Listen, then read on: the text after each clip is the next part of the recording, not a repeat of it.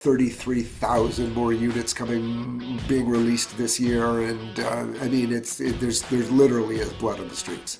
What about sellers right now? Are you dealing with any sellers that are under pressure to sell because of all the factors out there?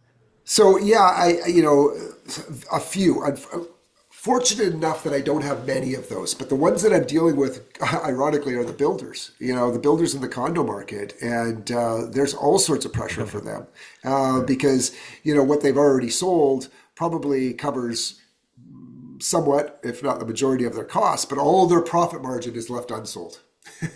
And as they're watching price per square foot plummet and drop around them, and they can't chase it fast enough, and so yeah, there's panic in the developers for sure. For Well, sure. and those people that did buy are not closing anymore, or are trying to find ways out of the deals, right?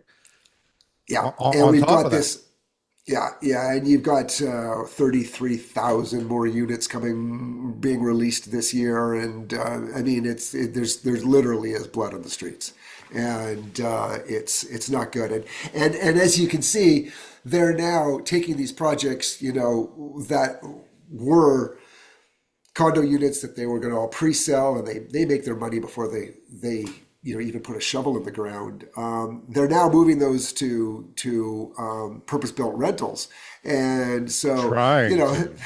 trying to exactly, Trying to, yeah. which means their profit margin is 20 years away.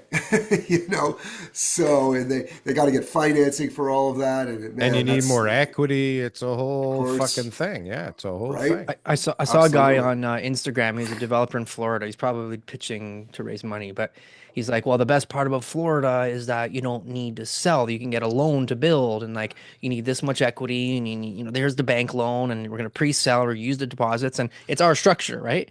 But it's like it doesn't exist in many other places in the States. I mean, you were in New York City, so imagine these buildings that get financed up front and Yeah, built, yeah, yeah. and then something like this happens. Yeah. Yes. Is that the solution, or is it a good thing that we have this type of financing in place for these buildings to get built? Otherwise, their situation would be worse. I'm not really sure. Well, I think, I think that as much as we would love to have deregulation and it seems all appealing and all that sort of stuff, there's a reason why our banks don't go under. And in America, they do. They go under. They over leverage themselves, and they get into these situations. And it's a cyclical thing in America. I mean, 2008 was not that long ago. And the government had to step in and support the whole bloody financial industry, and because they can't self-govern themselves. So I don't know. It's obviously good in booming times, but you have to ask yourself at what cost, right?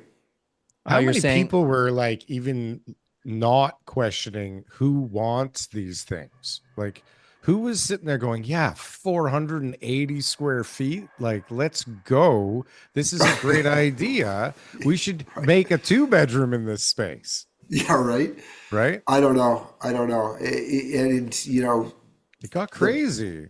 it got crazy. It got ridiculous, and there's just too many one bedroom units or bachelors, and there's no three bedroom unit. They don't exist anymore, and it's just not what. It's not on a needs basis. It's based on a how Hit a do target we price.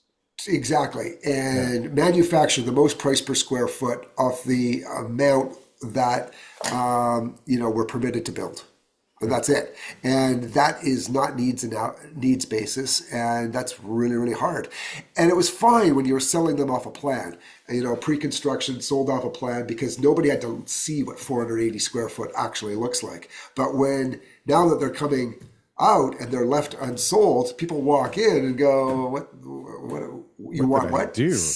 yeah, $680,000 for this? Like what? Yeah. yeah, Yeah, they're not no, practical.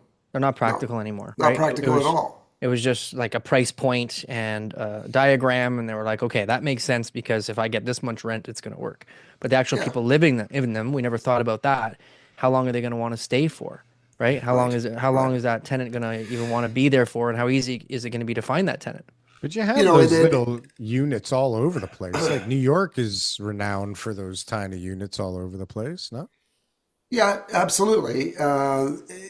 the question is how many of them, right? Are there? And I just seemed like there was just this mad rush of, I mean, they commoditize them so much. And then, when things go to crap financially, what happens to commodities? It's a race to the bottom in terms of price.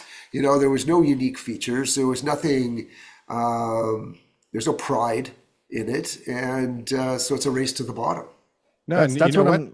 They can't, you can't do that. You can't have pride in it, and you can't do something special because the planning mandates that you're like this square shape. Okay. And then on top of it, it mandates that you have all this amenity space that people won't use, that you can't sell, on top of like all the other stuff that's like just planning related stupidities, right? Yeah. That just chop away. You have to have at bike rooms and and all these things, right? And it's like it eats away at the potential profit. So now it's like, well, do we want to make money or do we want to, make something unique? Are you looking for the best merch store on the planet? Well, we got the shit for you. Coming in at low prices where we barely make any money off of whatsoever, you can get the greatest real estate merchandise on this platform. Just look at this very flamboyant man putting on this great stuff.